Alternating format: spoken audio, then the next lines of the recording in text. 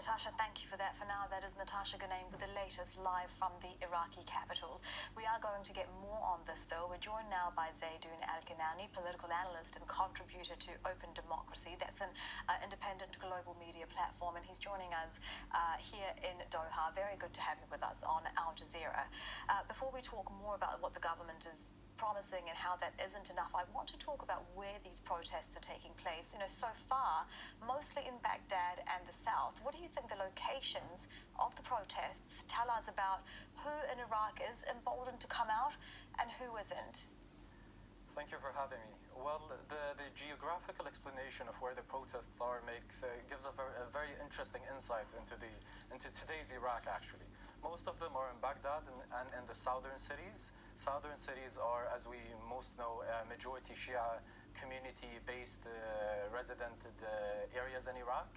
In western Iraq and northern Iraq and in the Kurdish region of Iraq, protests haven't been happening because in the Sunni areas in Iraq, and by Sunni areas we mean the western Iraq and northern Iraq, there is a fear of having the governmental accusation that those are sleeping cells of ISIS and they're only protesting against the government because they want to replace it with ISIS.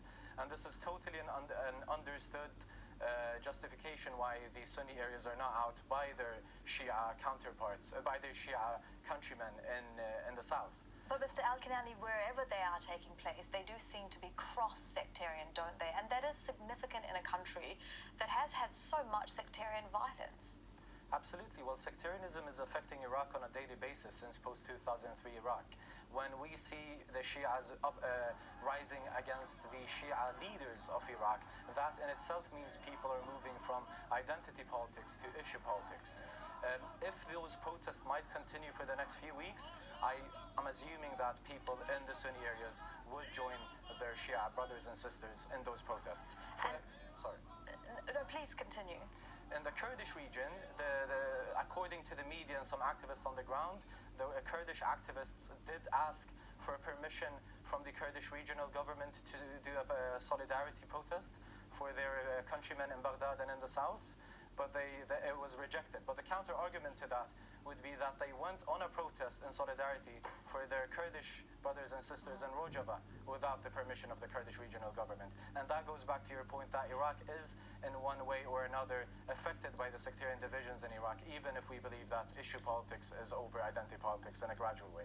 And if we do have a moment now where we have the issues out in the front, ahead of sectarian politics, and the Iraqis say that they want an end to the sectarian political system.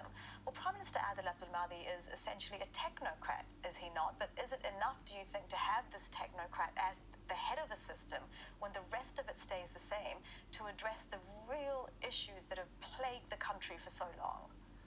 Well, Adil Abdul-Mahdi is a technocrat in the eyes of the ethnic sectarian quota, not in the eyes of the Iraqi people. And another thing is that the Iraqi people don't have a personal issue with Adil Abdul-Mahdi.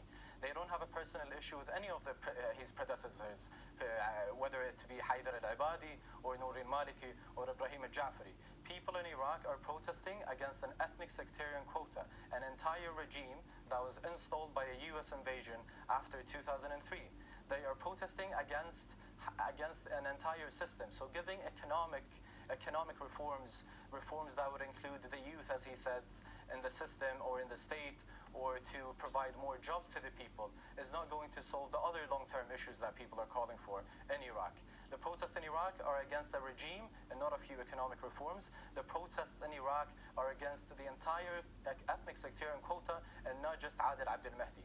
In Iraq, the ethnic sectarian quota is distributed based on having a Shia political party taking the premiership, and the Speaker of Parliament being a Sunni Arab, and the presidency being a Kurdish. And that ethnic sectarian quota still exists today in Adil Abdul-Mahdi's government. Therefore, there is no technocrat influence in the Iraqi governance today whatsoever. Mr. Alkinani, it is so interesting to get your expertise on this. We really appreciate your time. For now, that is Zeidon Alkinani live here in Doha. Thank you. Thank you.